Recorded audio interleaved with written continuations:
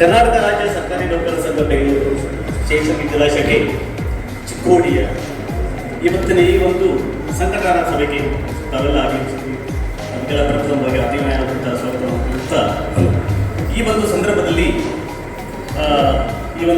ಉಪಸ್ಥಿತವಾದ ಎಲ್ಲ ಗಣ್ಯಮಾನ್ಯರನ್ನು ಸ್ವಾಗತಿಸುವಂಥ ಸೌಭಾಗ್ಯ ನನಗೆ ಸಿಕ್ಕುವುದು ನಿಜವಾಗಲೂ ನನ್ನ ಭಾಗ್ಯ ಅಂತ ಭಾವಿಸುತ್ತಾ ಈ ಒಂದು ಕಾರ್ಯಕ್ರಮದಲ್ಲಿ ಉಪಸ್ಥಿತರುವಂಥ ನಮ್ಮ ಕರ್ನಾಟಕ ಸರ್ಕಾರಿ ನೌಕರರ ಸಂಘದ ಕಣ್ಮಣಿ ಎಲ್ಲರ ಆಶಾಕಿರಣರಾಗಿರ್ತಕ್ಕಂಥ ಸನ್ಮಾನ್ಯ ಶ್ರೀ ಶರತ್ ಸಿ ಸರ್ ಅವರು ಈ ಒಂದು ಕಾರ್ಯಕ್ರಮದಲ್ಲಿ ಉಪಸ್ಥಿತರಿದ್ದಾರೆ. ಅವರನ್ನು ನಾನು ನಮ್ಮ ಚಿಕ್ಕೋಡಿಯ ಶೈಕ್ಷಣಿಕ ಜಿಲ್ಲೆಯ ಪರವಾಗಿ ಆತ್ಮೀಯವಾದಂಥ ಸ್ವಾಗತವನ್ನು ಕೊಡ್ತಾ ಇದ್ದೇನೆ. ಅವರಿಗೆ ನಮ್ಮ ಶಿಕ್ಷಣ ಜಿಲ್ಲಾ ಅಧ್ಯಕ್ಷರಾದಂಥ Shri D N Kumar sir, ಗೌರವ ಅಧ್ಯಕ್ಷರಾದಂಥ ಡಿ ಎನ್ ಕಮಲೇಶ್ ಅವರು ಸತ್ಕಾರ ನಡೆಸಿಕೊಂಡು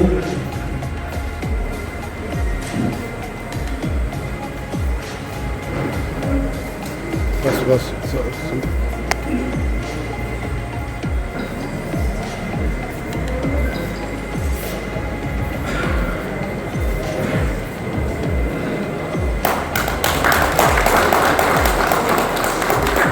ಧನ್ಯವಾದ ಸರ್. ಅದೇ ರೀತಿಯಾಗಿ ಈ ಒಂದು ಕಾರ್ಯಕ್ರಮದಲ್ಲಿ ನಮ್ಮ ಚಿಕ್ಕೋಡಿ ಶೈಕ್ಷಣಿಕ ಜಿಲ್ಲೆಯ ಜಿಲ್ಲಾಧ್ಯಕ್ಷರಾದಂತಹ Shri B A Kumar sir ಅವರು ಕೂಡ ಈ ಒಂದು ಕಾರ್ಯಕ್ರಮದಲ್ಲಿ ಉಪಸ್ಥಿತರಿದ್ದಾರೆ. ಅವರನ್ನು ಕೂಡ ನಾನು ನಮ್ಮ ಸಂಘದ ಪರವಾಗಿ ಹಾಗೂ ವೈಯಕ್ತಿಕವಾಗಿ ಈ ಒಂದು ಕಾರ್ಯಕ್ರಮವನ್ನು ಆತ್ಮೀಯವಾಗಿ ಸ್ವಾಗತವನ್ನು ಕೊಡ್ತಾ ಇದ್ದೇನೆ. ಅವರಿಗೆ ನಮ್ಮ ಕಳವಳ ತಾಲೂಕು ಅಧ್ಯಕ್ಷರಾದಂಥ ಭವಿಷ್ಯದ ಅವರು ಸತ್ಕಾರ ಮಾಡಲು ಕೇಳ್ತಾರೆ.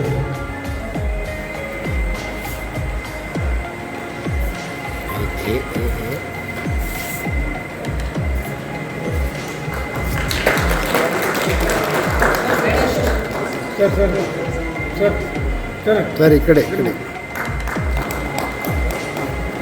ಅದೇ ರೀತಿಯಾಗಿ ಈ ಒಂದು ಕಾರ್ಯಕ್ರಮದಲ್ಲಿ ನಮ್ಮ ಸಂಘದ ಗೌರವಾಧ್ಯಕ್ಷರಾದಂತಹ ಶ್ರೀ ದತ್ತಾ ಕಾಂಗ್ರೆಸ್ ಅವರು ಕೂಡ ಈ ಒಂದು ಕಾರ್ಯಕ್ರಮದಲ್ಲಿ ಉಪಸ್ಥಿತರಿದ್ದಾರೆ. ಅವರನ್ನು ಕೂಡ ನಾವು ವೈಯಕ್ತಿಕವಾಗಿ ಹಾಗೂ ಸಂಘಟಕವಾಗಿ ಆತ್ಮೀಯವಾದಂಥ ಸ್ವಾಗತವನ್ನು ಕೊಡ್ತಾ ಇದ್ದೇನೆ. ಅವರಿಗೆ ನಮ್ಮ ವಡ್ಗೂರು ಸರ್ ಅವರು ಒಂದು ಸತ್ಕಾರ ಮಾಡಲು ಕೇಳ್ಕೊಳ್ತಾರೆ. ವಡ್ಗೂರು ಸರ್, ದತ್ತ ಕಾಂಗ್ರೆಸ್ಗೆ ವಡ್ಗೂರು ಸರ್ ಅವರು ಸತ್ಕಾರ ಮಾಡಲು ಕೇಳ್ಕೊಳ್ತಾರೆ. ಈ ಕಡೆ ಗೌರವ ಅಧ್ಯಕ್ಷರು ಅಲ್ಲಿ ಗೌರವ ಅಧ್ಯಕ್ಷರಿಗೆ ಸತ್ಕಾರ ಮಾಡಲು ಕೇಳ್ಕೊಳ್ತಾರೆ.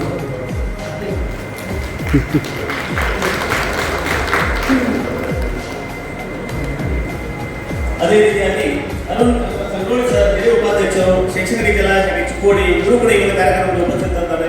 ಅವರನ್ನು ಕೂಡ ನಮ್ಮ ಸಂಘದ ಪರವಾಗಿ ಹಾಗೂ ವೈಯಕ್ತಿಕವಾಗಿ ಈ ಒಂದು ಕಾರ್ಯಕ್ರಮವನ್ನು ಆತ್ಮೀಯವಾಗಿ ಸ್ವಾಗತವನ್ನು ಕೋರ್ತಾ ಇದ್ದೇವೆ. ಅವರಿಗೆ ನಮ್ಮ ಗಿರೀಶ್ ಕುಲಕರ್ಣಿ ಅವರು ಸತ್ಕಾರ ಮಾಡಲು ಕೇಳ್ಕೊಳ್ತಾರೆ.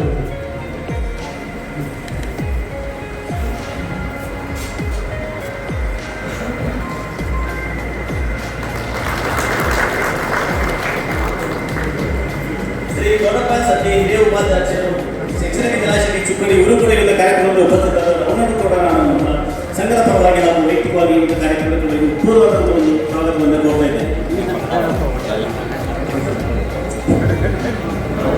ಸಂಜೆಯ ವಿಶೇಷವಾದ ಕಾರ್ಯಕ್ರಮ ಕರ್ನಾಟಕ ರಾಜ್ಯ ಸರ್ಕಾರಿ ನೌಕರರ ಸಂಘ ಬೆಂಗಳೂರು ಶೈಕ್ಷಣಿಕ ಜಲಾಶಯಕ್ಕೆ ಚಿಕ್ಕೋಡಿಯ ಒಂದು ಮಾನ್ಯ ನಮ್ಮ ನಿಮ್ಮೆಲ್ಲರ ನೆಚ್ಚಿನ ಕ್ರಿಯಾಶೀಲ ರಾಜ್ಯಾಧ್ಯಕ್ಷರಾದ ಸರೇಶ್ವರ ಸರ್ ಅವರು ನಿನ್ನೆ ಸಾಯಂಕಾಲ ಫೋನ್ ಮಾಡಿ ಮುಖಾಂತರ ನಮ್ಮ ಚಿಕ್ಕೋಡಿ ಶೈಕ್ಷಣಿಕ ಜಿಲ್ಲೆಯ ಒಂದು ಸಂಘಟನಾ ಸಭೆ ಮಾಡುವಂತಲೇ ನಿನ್ನೆ ಸಾಯಂಕಾಲ ನಮ್ಮ ದೂರವಾಣಿ ಮುಖಾಂತರ ಹೇಳಿದರು.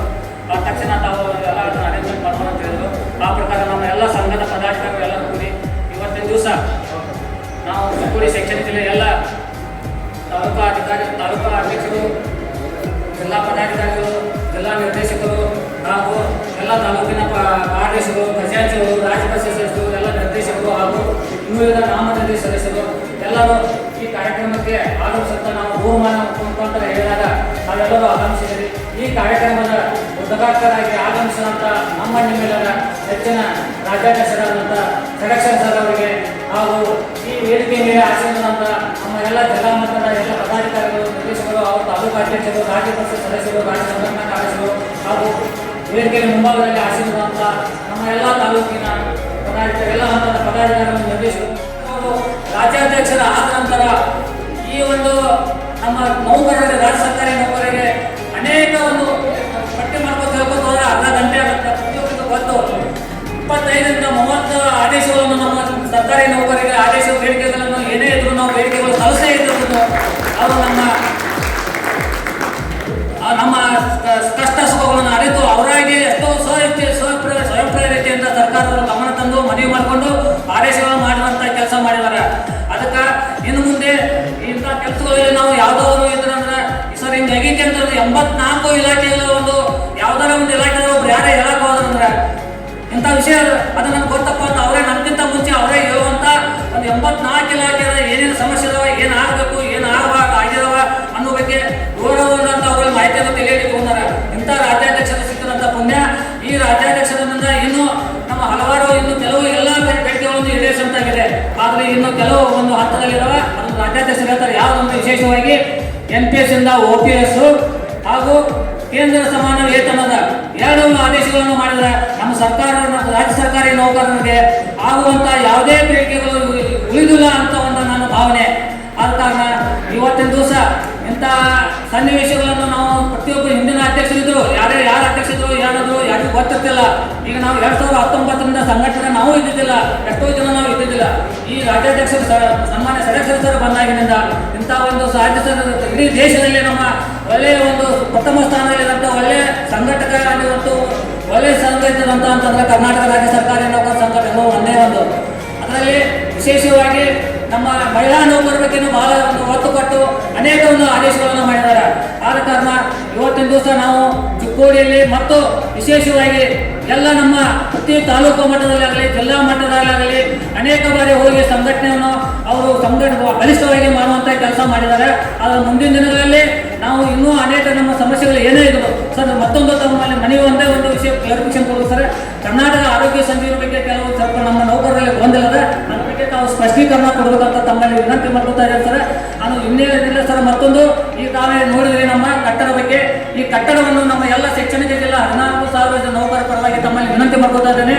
ಆ ಒಂದು ಕಟ್ಟಡವನ್ನು ಈಗಾಗಲೇ ಮಾನ್ಯ ಲೋಕೋದ್ಯೋಗ ಸಚಿವರು ಹಾಗೂ ಉಸ್ತುವಾರಿ ಸಚಿವರು ಅಂತ ನಮ್ಮ ಸಾಮಾನ್ಯ ಸತೀಶ್ ಜಾರಕಿಹೊಳಿ ಸರ್ ಅವರು ಭೇಟಿ ನೀಡಿ ಈಗ ನೋಡಿದ್ದಾರೆ ಸರ್. ಅದು ಮುಂದಿನ ದಿನಗಳಲ್ಲಿ ಅವ್ರ ಬಗ್ಗೆ ಚರ್ಚೆ ಮಾಡಿ ತಾವು ಹೇಳಿದ್ರೆ ನಮ್ಮ ಬೇಡಿಕೆಗಳಿಗೆ ಅವರು ಸ್ಪಂದನೆ ಮಾಡ್ತಾ ಬಂದಾರೆ. ತಾವು ಮುತುವರ್ಜಿ ಈಗಾಗಲೇ ನಮ್ಮ ಪರವಾಗಿ ಈಗಾಗಲೇ ನಮ್ಮ ಮಾನ್ಯ ಸಚಿವರು ತಾವು ಬೆಂಗಳೂರಿನಲ್ಲಿ ಭೇಟಿಯಾಗಿದೆ ಅಂತ ಅವರು ಹೇಳಿರ್ತಾರೆ. ಅದನ್ನೊಂದು ಪೂರ್ಣಗೊಳಿಸುವಂತಹ ಕೆಲಸ ಆದಷ್ಟು ಬೇಗ ಆಗಲಿ ಅಂತ ತಮ್ಮಲ್ಲಿ ವಿನಂತಿ ಮಾಡ್ಕೊತಾ ಇವತ್ತಿನ ಈ ಕಾರ್ಯಕ್ರಮದ ವಿವರವಾದ ಸಂಘಟನೆ ಬಗ್ಗೆ ಏನು ಸಭೆ ಸರ್ ಬಂದಿರಲ್ಲ ಅದ್ರ ಬಗ್ಗೆ ವಿವರವಾದ ಒಂದು ಮಾಹಿತಿಯನ್ನು ತಮ್ಮ ಒದಗಿಸ್ತಾರೆ ಅಂತ ಹೇಳಿ ಇವತ್ತಿನ ದಿವಸ ಪ್ರಸ್ತಾವಕ್ಕೆ ಮಾತಾಡಲಿಕ್ಕೆ ಅವಕಾಶ ಮಾಡಿಕೊಟ್ಟಂತ ಎಲ್ಲ ವೇದಿಕೆ ಮೇಲೆ ರಾಜ್ಯಾಧ್ಯಕ್ಷರಿಗೆ ಹಾಗೂ ಎಲ್ಲ ಗಣ್ಯಮಾನ್ಯರಿಗೆ ನಾನು ವಂದನೆ ಹೇಳಿ ನಾನು ಯಾರ ಮಾತುಗಳನ್ನು ಮುಗಿಸ್ತಾ ಇದ್ದೇನೆ.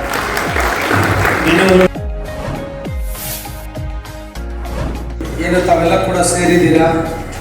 ಬಹಳ ಶುಭ ಸಂಜೆಯಲ್ಲಿ ಬಹಳ ಸಂಖ್ಯೆಯಲ್ಲಿ ಸೇರಿರುವಂಥ ಎಲ್ಲ ನಿರ್ದೇಶಕರು ಪದಾಧಿಕಾರಿಗಳಿಗೆ ಮೊಟ್ಟ ಮೊದಲನೇದಾಗಿ ರಾಜ್ಯ ಸರ್ಕಾರಿ ನೌಕರ ಸಂಘದಿಂದ ಆತ್ಮೀಯವಾದ ಸ್ವಾಗತದೊಂದಿಗೆ ಧನ್ಯವಾದವನ್ನು ಬಯಸ್ತಾ ಇದ್ದೇನೆ. ಹಾಗೆ ವೇದಿಕೆ ಮೇಲೆ ಉಪಸ್ಥಿತರಿರುವಂಥ ಜಿಲ್ಲಾಧ್ಯಕ್ಷರು, ತಾಲೂಕು ಅಧ್ಯಕ್ಷರು, ಜಿಲ್ಲೆ ಮತ್ತು ತಾಲೂಕಿನ ಎಲ್ಲ ಪದಾಧಿಕಾರಿಗಳಿಗೂ ಕೂಡ ನಾನು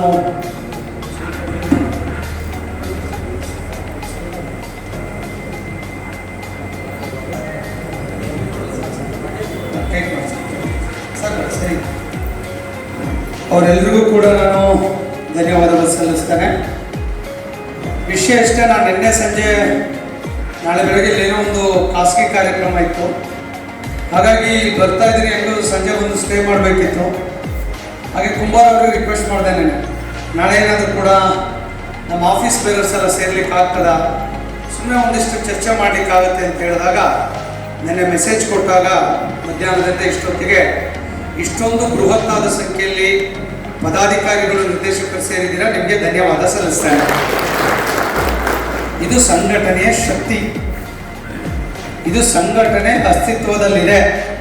ಇದು ರಾಜ್ಯ ಸರ್ಕಾರಿ ನೌಕರ ಸಂಘ ಸಮರ್ಥವಾಗಿ ಚಿಕ್ಕೋಡಿ ಶೈಕ್ಷಣಿಕ ಜಿಲ್ಲೆಯಲ್ಲಿ ಇದೆ ಅನ್ನೋದನ್ನು ತೋರಿಸ್ಕೊಟ್ಟಿದ್ದೀರಾ. ಯಾಕಂದ್ರೆ ಇನ್ವಿಟೇಷನ್ ಕೊಡಬೇಕು, ಭಾಳ ದಿವಸಗಳ ಮುಂಚೆ ಹೇಳಬೇಕು, ಟೈಮ್ ತೊಗೊಳ್ಬೇಕು, ಎಲ್ಲ ಇರ್ತದೆ.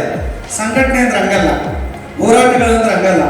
ಯಾವಾಗ ಬೇಕೋ ಫಿಕ್ಸ್ ಆಗ್ತಿರ್ತದೆ, ಯಾವಾಗ ಬೇಕೋ ಬರ್ತಿರ್ಬೇಕು, ಸಂಘಟನೆ ಕೆಲಸ ಮಾಡ್ತಾ ಇರಬೇಕು, ಹೋಗ್ಬೇಕು ಅನ್ನುವಂಥದ್ದು ಸಂಘಟನೆಯ ಪ್ರಿನ್ಸಿಪಲ್ ಅನ್ನೋದು ಹೇಳಿ ಬಯಸ್ತೇನೆ. ಇವತ್ತು ಕುಮಾರ್ ಅವರು ಎಲ್ಲರೂ ಕೂಡ ಸೇರಿಸಿದ್ದಾರೆ, ಅವ್ರ ಟೀಮ್ ಎಲ್ಲ.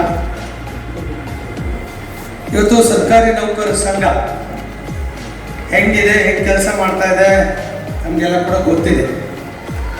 ಇವತ್ತು ಶೈಕ್ಷಣಿಕ ಜಿಲ್ಲೆ ಕೂಡ ಒಂದು ಸ್ಥಾನಮಾನ, ಅವಕಾಶವನ್ನ ಕೊಡುವಂತ ಶಕ್ತಿಯನ್ನ ಒಂದು ಶೈಕ್ಷಣಿಕ ಜಿಲ್ಲೆಯ ಸ್ಥಾನಮಾನ ಕೊಡುವಂಥ ಶಕ್ತಿಯನ್ನ ನಾನು ಮೊಟ್ಟ ಮೊದಲ ಬಾರಿಗೆ ಶೈಕ್ಷಣಿಕ ಜಿಲ್ಲೆ ಅಂತ ಘೋಷಣೆ ಮಾಡಲಿಕ್ಕೆ ಅಧಿಕಾರ ಕೊಟ್ಟಂಥವ್ರು ನೀವು ಅನ್ನೋದನ್ನು ನಾನು ಯಾವತ್ತೂ ಬರಲಿಕ್ಕೆ ಸಾಧ್ಯ ಇಲ್ಲ. ನೀವು ಅಖಂಡ ಬೆಳಗಾವಿನ ಜಿಲ್ಲೆಯ ಭಾಗವಾಗಿದ್ರಿ. ಅದನ್ನು ತೆಗೆದು 3 ಜಿಲ್ಲೆಗಳು ಮಾಡೋ ಸಂದರ್ಭದಲ್ಲಿ ನಿಮ್ಮನ್ನು ಕೂಡ ಒಂದು ಪ್ರತ್ಯೇಕವಾದ ಒಂದು ಶೈಕ್ಷಣಿಕ ಜಿಲ್ಲೆಗೆ ಸಂಘಟನೆಗೋಸ್ಕರ ಅವಕಾಶ ಮಾಡಿಕೊಟ್ಟಿದ್ದು ನಿಮಗೆಲ್ಲ ಕೂಡ ಗೊತ್ತಿದೆ. ನೀವೆಲ್ಲ ಮೀಟಿಂಗ್ಗೆ ಕರೆದ್ರೆ ಬೆಳಗಾವಿಗೆ ಬರಬೇಕಿತ್ತು.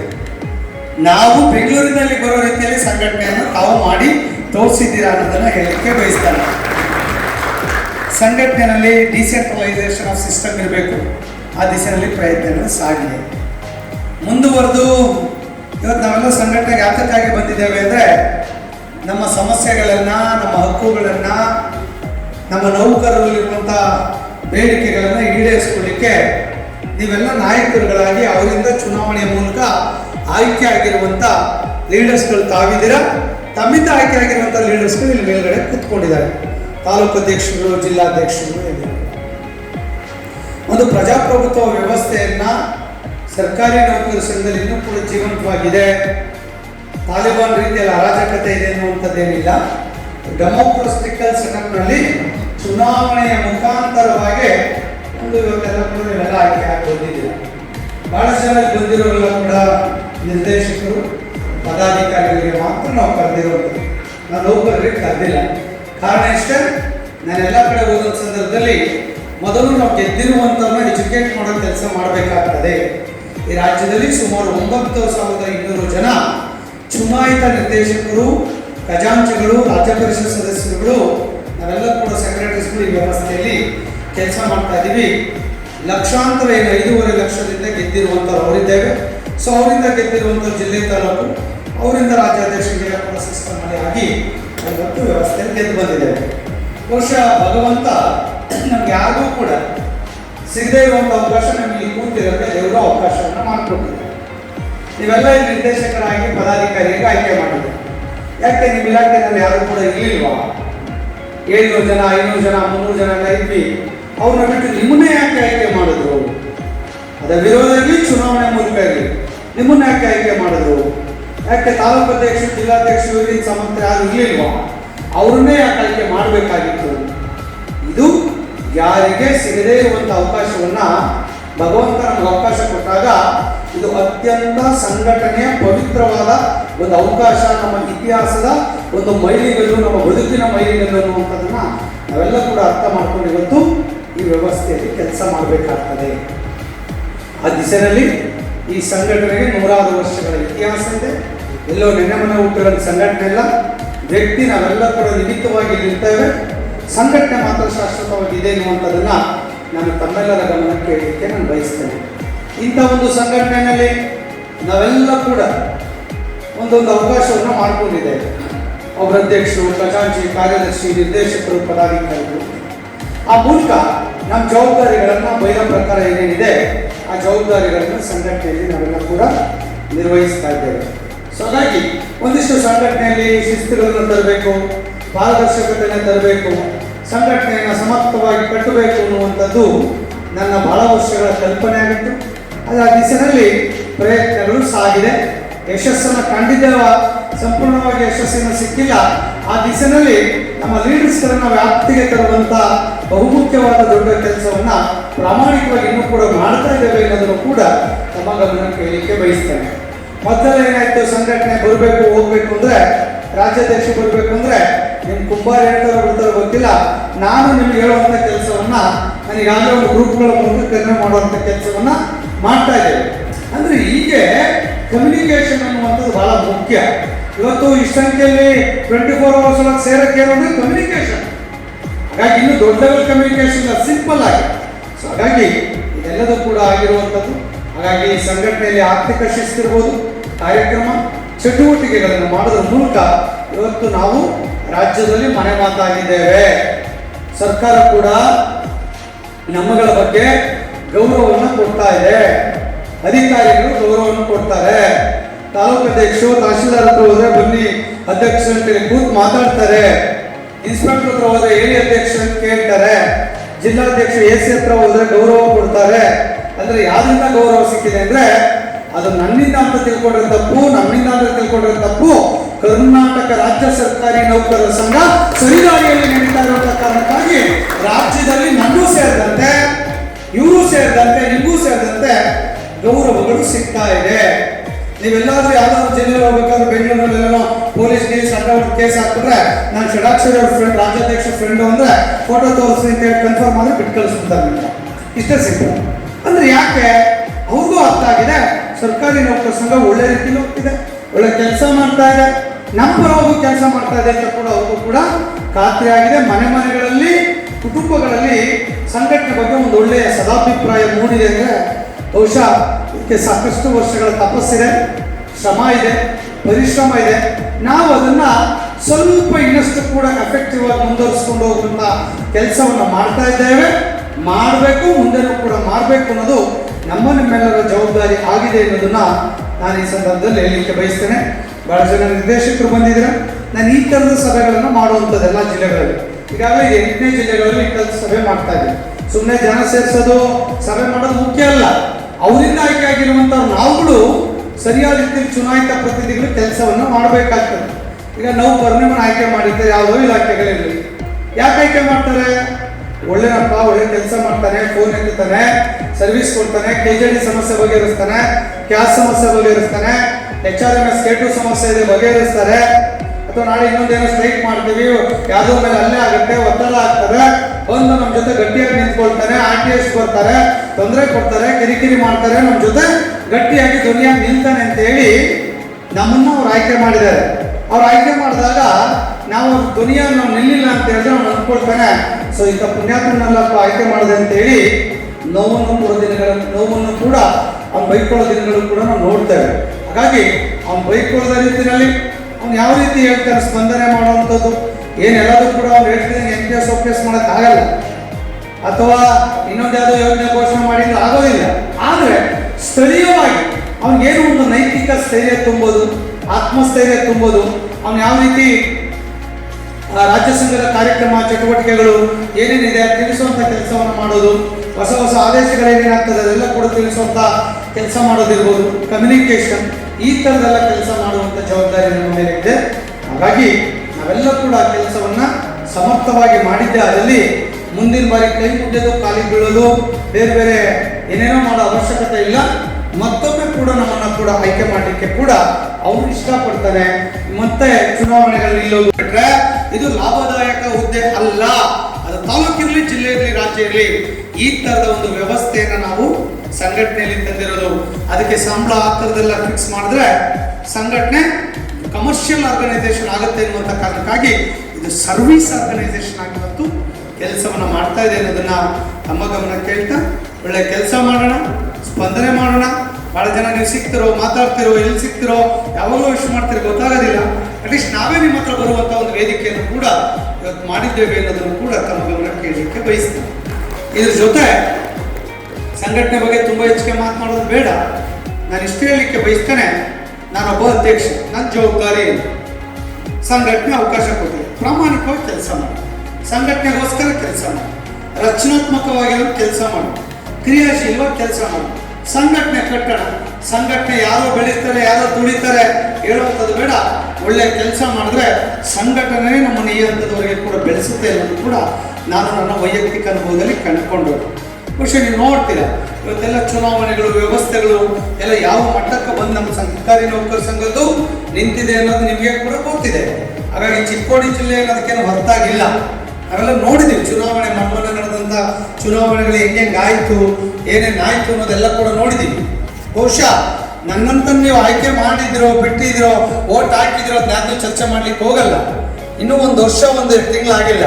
ನಿಮ್ಮ ಷಡಾಕ್ಷರಿ ಅವರು ಮತ್ತೆ 2ನೇ ಬಾರಿಗೆ ಇಲ್ಲಿ ಶೈಕ್ಷಣಿಕ ಜಿಲ್ಲೆಗೆ ಮತ್ತೆ ನಾನು ಬಂದಿದ್ದೇನೆ. ಬೇರೆ ಯಾರಾದರೂ ಮಾಡಿದ್ರೆ 5 ವರ್ಷಕ್ಕೊಮ್ಮೆ ಬರೋದು ಕಷ್ಟ ಇತ್ತು. ಎಲ್ಲಿಗೆ ಹೋಗಿಲ್ಲ? ರಾಯಬಾಗಿಗೆ ಹೋಗಿಲ್ವಾ? ಹೋಗಿದ್ದೀನಿ. ಸಡ್ಡಿ ಬಂದಿದ್ದೀನಿ, ಆನಂದ್ ನಿಮಗೂ ಬಂದಿದ್ದೀನಿ, ಎಲ್ಲ ತಾಲೂಕಿಗೂ ಬಂದಿದ್ದೀನಿ. ಇಡೀ ರಾಜ್ಯದಲ್ಲಿ ಇವತ್ತು ಬೆಳಗ್ಗೆ ನಾನು 6 ಗಂಟೆ ಬೆಂಗಳೂರು ಬಿಟ್ಟು ದಾವಣಗೆರೆ ಒಂದು ಮೀಟಿಂಗು, ಹರಿಹರದಲ್ಲಿ ಒಂದು ಮೀಟಿಂಗು, ಶಿಗ್ಗಾಂವಲ್ಲಿ ಒಂದು ಮೀಟಿಂಗು, ಬೆಳಗಾವಿ ಮೀಟಿಂಗ್ ಮುಗಿಸ್ಕೊಂಡು ಇಲ್ಲಿಗೆ ಬಂದಿದ್ದೀನಿ. ಮೀಟಿಂಗ್, 5ನೇ ಮೀಟಿಂಗ್.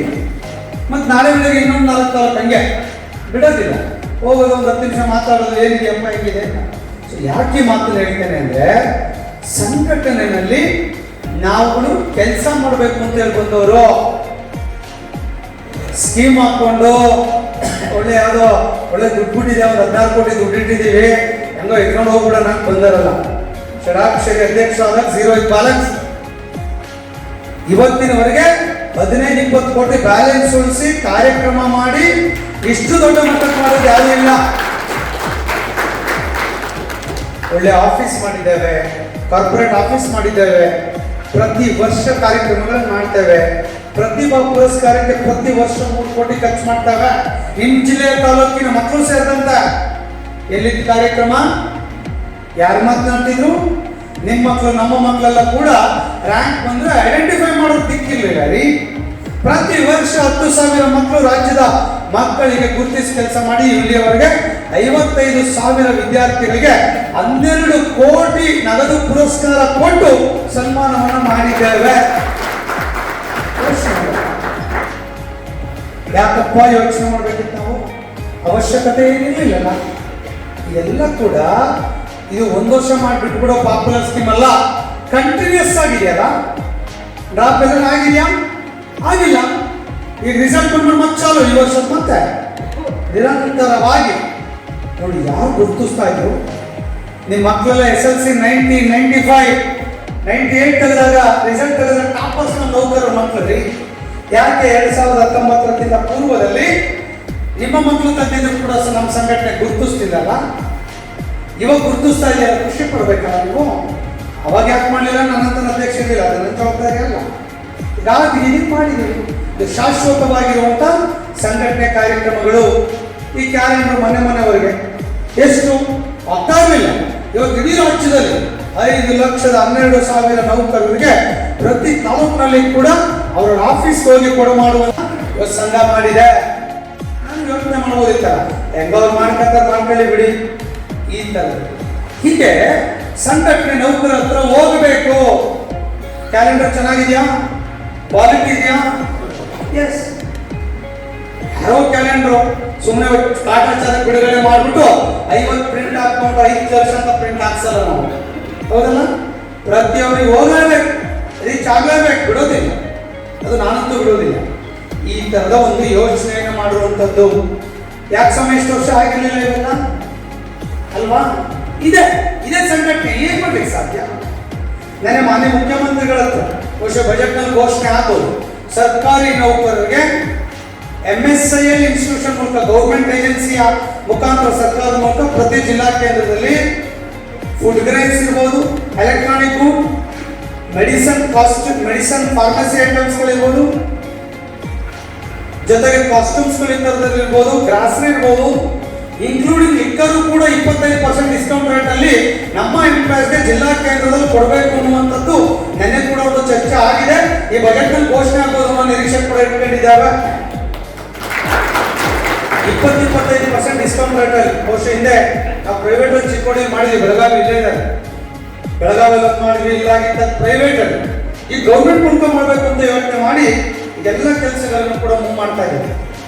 ಒಂದು ವರ್ಷಕ್ಕೊಂದು 3 ಲಕ್ಷ ಬಿಸ್ನೆಸ್ ಒಂದು ಫ್ಯಾಮಿಲಿ ಮಾಡಿದ್ರೆ 25% ಡಿಸ್ಕೌಂಟ್ ಅಂದ್ರೆ ಒಂದು 65,000-70,000 ಒಂದು ವರ್ಷಕ್ಕೊಂದು ಕುಟುಂಬಕ್ಕೆ ಉಳಿಯುತ್ತೆ ಕಣ್ರಿ. ನಾನು ಸಂಬಳ ಆಗಿಲ್ಲ ಅಂದ್ರೆ ಕ್ರೆಡಿಟ್ ಬ್ಯಾಂಕ್ ಕೊಡ್ತಾರೆ ವಿತೌಟ್ 0 ಇಂಟ್ರೆಸ್ಟ್. ಯೋಚನೆ ಮಾಡ್ಬೇಕಲ್ಲ, ಎಂತೆಂಥ ಯೋಚನೆಗಳು ಮಾಡ್ತಾ ಇದ್ದೀರಿ? ಯಾಕಾಗಲಿಲ್ಲ ಇಷ್ಟು ವರ್ಷ? ಮುಖ್ಯಮಂತ್ರಿಗಳು ರಿಕ್ವೆಸ್ಟ್ ಮಾಡಲೇಬೇಕು ಈ ಸಲ. ಈಗ ಯಾವುದೇ ಫೈನಾನ್ಷಿಯಲ್ ಬರ್ಡನ್ ಬರಲ್ಲ. ನಾವು ದುಡ್ಡು ಹಾಕ್ತೀವಿ, ದುಡ್ಡು ತಗೊಳ್ತೀವಿ ಅಷ್ಟೇ. 1,000 ರೂಪಾಯಿ 10,000 ಬೈ ಮಾಡ್ತೀವಿ, ದುಡ್ಡು ಕೊಡ್ತೀವಿ, ತರ್ತೀವಿ. ಸರ್ಕಾರ ಇನ್ವೆಸ್ಟ್ ಮಾಡಿ ಅದನ್ನ MB ಪಾಟೀಲ್ ಕೂಡ ಮಿನಿಸ್ಟರ್ ಒಪ್ಕೊಂಡು ಒಂದು ಲಾಜಿಕಲ್ ಹಂತಕ್ಕೆ ಕೂಡ ಬಂದಿದೆ ಅನ್ನೋದನ್ನ ನೀವು ಅರ್ಥ ಮಾಡ್ಕೊಳ್ಬೇಕು. ಯಾಕೆ ಸಮಯ ಇಷ್ಟು ವರ್ಷ ಆಗಲಿಲ್ಲ? ಯೋಚನೆಗಳೇ ಮಾಡೋಕ್ಕಾಗಲಿಲ್ಲ. ನಾವು ಯೋಚನೆ ಮಾಡಲಿಕ್ಕೆ ನಮ್ಗೆ ಅವಕಾಶಗಳು ಸಿಗಲಿಲ್ಲ. ಇದು ಕೂಡ ನನ್ನ ಮುಖ್ಯಮಂತ್ರಿಗಳ ಹತ್ರ ಒಪ್ಪಿಸಿ ಈ ಬಜೆಟ್ ಅಲ್ಲಿ ಆಗಬೇಕು ಅನ್ನುವಂಥ ಎಲ್ಲ ಪ್ರಯತ್ನಗಳನ್ನು ಕೂಡ ಮಾಡಿದ್ದೇವೆ. ಅದರ ವಿಚಾರದಲ್ಲಿ ಸಫಲತೆಯನ್ನ ಹೊಂದುತ್ತೇವೆ ಅನ್ನೋದು ಕೂಡ ಹೇಳಲಿಕ್ಕೆ ಬಯಸ್ತೇನೆ. ಇರ್ಬೋದು ಸಮಸ್ಯೆ ಎಲ್ಲದೂ ಇರುತ್ತೆ, ಅದು ಮಾಡಬೇಕು ಅನ್ನೋದು ಸಂಘಟನೆ ಆಗ್ರಹ ಆಗಿದೆ. ಅದು ಕೂಡ ಒಂದು ಇತಿಹಾಸ, ಒಂದು ಮೈಲಿಗಲ್ಲು ನೋಡಿ. ಅದು ರಿಟೈರ್ಡ್ ಎಂಪ್ಲಾಯೀಸ್ ಸೇರಿಸಿದ್ದೇವೆ, ಕಾಂಟ್ರಾಕ್ಟ್ ಎಂಪ್ಲಾಯ್ ಸೇರಿಸಿದ್ದೇವೆ, ಎಲ್ಲರೂ ಸೇರಿಸಿದ್ದೇವೆ. ಒಂದು 50 ಲಕ್ಷ ಕುಟುಂಬಕ್ಕಾಗತ್ತೆ ಸರ್. ನೆನ್ನೆಲ್ಲ ಮೊನ್ನೆ ಸಂಜೆ ಭೇಟಿ ಮಾಡಿದ ಸರ್, ಇದೊಂದು 6ನೇ ಗ್ಯಾರಂಟಿಯಾಗಿ ವಿತೌಟ್ ಇನ್ವೆಸ್ಟ್ಮೆಂಟ್ ನಿಮ್ಮ ಸರ್ಕಾರಕ್ಕೆ ಒಳ್ಳೆ ಹೆಸರು ಬರ್ತದೆ ಅಂತ ಹೇಳಿದಾಗ ಅವರು ಕೂಡ ಆಯ್ತಪ್ಪ ಇದೇನಾದ್ರು ಮಾಡ್ತಾನೆ ಅನ್ನುವಂಥ ಮಾತನ್ನ ಮನೆ ಮುಖ್ಯಮಂತ್ರಿಗಳು ಕೂಡ ಹೇಳಿದ್ದಾರೆ. ಹಾಗಾಗಿ ಎಲ್ಲರೂ ಕೂಡ ಒಂದು ಇತಿಹಾಸವನ್ನು ಸೃಷ್ಟಿಸುವಂತ ಕೆಲಸವನ್ನ ಸಂಘಟನೆ ಮಾಡಿದೆ. ಇನ್ನೊಂದು ಸ್ಯಾಲರಿ ಪ್ಯಾಕೇಜ್ ಸ್ಕೀಮಲ್ಲಿ 1 ಕೋಟಿ 2 ಕೋಟಿ ಆ ಯೋಜನೆ ಜಾರಿಗೆ ತಂದ್ವಿ. ನಿಮ್ಗೆ ಗೊತ್ತಿದೆ ಎಷ್ಟು ಅನುಕೂಲ ಆಯ್ತು. ಯಾರಾದ್ರೂ ಆಕ್ಸಿಡೆಂಟ್ ಡೆತ್ ಆದ್ರೆ ಅದಕ್ಕೆ ಪರಿಹಾರ ಕೊಡುವಂತ ಒಂದು ಅದ್ಭುತವಾದ ಯೋಜನೆ ಚುನಾವಣೆ ಅಂತ ಹೇಳಿದ್ದೆ. ಚುನಾವಣೆಗೆ 2 ತಿಂಗಳಿಗೆ ಅದು ಜಾರಿಗೆ ತಂದ ಆದೇಶ ಆಯಿತು. ಇವತ್ತು ಸುಮಾರು 15,000 ಕುಟುಂಬಕ್ಕೆ ಅದರಿಂದ ಅನುಕೂಲಗಳಾಗಿದೆ. ಕೆಲವು 1 ಕೋಟಿ 50 ಲಕ್ಷ 75 ಲಕ್ಷ ಯಾರಿಗೂ ಯೋಚಿಸಿದರೆ 2 ಕೋಟಿವರೆಗೆ ಪರಿಹಾರಗಳು ಈಗಾಗಲೇ ಸಿಕ್ಬಿಟ್ಟಿದೆ. ಆ ಫ್ಯಾಮಿಲಿಗೆ ಅನುಕೂಲ ಆಯ್ತಲ್ಲ, ಆಗ್ಬೋದು ಯಾರು ಆಕ್ಸಿಡೆಂಟ್ ಆದ್ರೆ ಸಿಗ್ಬೇಕು ಅನ್ನುವಂತ ಒಂದು ಯೋಜನೆ ಜಾರಿಗೆ ತಂದ್ವಿ, ಅನುಕೂಲ ಆಯ್ತು. ಈಗ ಇನ್ನೊಂದು ಹೊಸ ಯೋಜನೆ ಮಾಡ್ತಾ ಇದ್ದೀವಿ. ಅದು ಸರ್ಕಾರದ ಹಂತದಲ್ಲಿ ನೆಗೋಷಿಯೇಟ್ ನಡೀತಾ ಇದೆ. ಏನಂತ ಹೇಳಿದ್ರೆ ಯಾರೇ ಎಂಪ್ಲಾಯೀಸ್ಗಳು ಕೂಡ ಹೋದ್ರೆ ಒಂದು ಮೊಬೈಲ್ ಆ್ಯಪ್ ಬರ್ತದೆ, ಅದು HRMSಗೆ ಲಿಂಕ್ ಆಗ್ತದೆ. ಹೆಂಗೆ ಇಲಾಖೆನಲ್ಲಿ ನಿಮಗೆ ಆ್ಯಪ್ಗಳಿದೆ, ಅದರದ್ದು ಆಥರೈಸ್ಡ್ ಗೌರ್ಮೆಂಟ್ ಆ್ಯಪ್ ಬರ್ತದೆ. ಆ ಆ್ಯಪಲ್ಲಿ ಹೋಗಿ ನಿಮ್ಮ KJD ನಂಬರ್ ಪಾಸ್ವರ್ಡ್ ಹೊಡೆದ್ರೆ ನಿಮ್ಮ ಡಾಟಾ ಓಪನ್ ಆಗ್ತದೆ, ನಿಮ್ಮ ಡೀಟೇಲ್ಸ್ ಎಲ್ಲ ಓಪನ್ ಆಗ್ತದೆ. ನನಗೆ ಅರ್ಜೆಂಟಾಗಿ ಇವತ್ತೊಂದು 5 ಲಕ್ಷ ಲೋನ್ ಬೇಕಪ್ಪ, ಈಗ ಇನ್ನೊಂದು ಗಂಟೆ ಬೇಕು ನನಗೆ ಸಾಲ, ನನ್ನ ಅಕೌಂಟಿಗೆ ಬೇಕು ಅಂದರೆ ಆ ಆ್ಯಪ್ ಮೂಲಕ ಗೌರ್ಮೆಂಟ್ ಪರ್ಮಿಷನ್ ಕೊಡುತ್ತೆ. ಆ್ಯಪ್ ಮೂಲಕ ಹೋಗ್ತೀರಾ, ಆ ಬಟನ್ ಪ್ರೆಸ್ ಮಾಡ್ತೀರಾ, ಎಷ್ಟು 5 ಲಕ್ಷಕ್ಕೆ ಎಲ್ಲ ಒಂದು 25 ಬ್ಯಾಂಕ್ ಡಿಸ್ಪ್ಲೇ ಬರ್ತದೆ. 25 ಬ್ಯಾಂಕಲ್ಲಿ ಕಾಂಪಿಟೇಷನ್ ಮೇಲೆ ರೇಟ್ ಕೊಟ್ಟು ಮಾಡ್ತಾರೆ. ಕೆಲವರು 10% ಕೇಳ್ತಾರೆ, 10.25 ಕೇಳ್ತಾರೆ, 11 ಕೇಳ್ತಾರೆ, 12 ಕೇಳ್ತಾರೆ, 13 ಕೇಳ್ತಾರೆ. ನಾವು ದೊಡ್ಡ 12% ಹೋಗ್ತೀವ. ಯಾವ್ದು 10 ಕಾಲಿಗೆ ಪರ್ಸನಲ್ ಅವ್ರಿಗೆ ಅಲ್ಲಿ ಹೋಗಿ ಚಾಯ್ಸ್ ಮಾಡಿ ಅದನ್ನು ಒತ್ತುತ್ತೀವಿ. ಅದು ಒತ್ತಿ ಓಕೆ ಕೊಟ್ಟಿದ್ರೆ 5 ನಿಮಿಷದಲ್ಲಿ 5 ಲಕ್ಷ ನಿಮ್ಮ ಬ್ಯಾಂಕ್ ಅಕೌಂಟಿಗೆ ಜಮಾ ಆಗತ್ತಾ?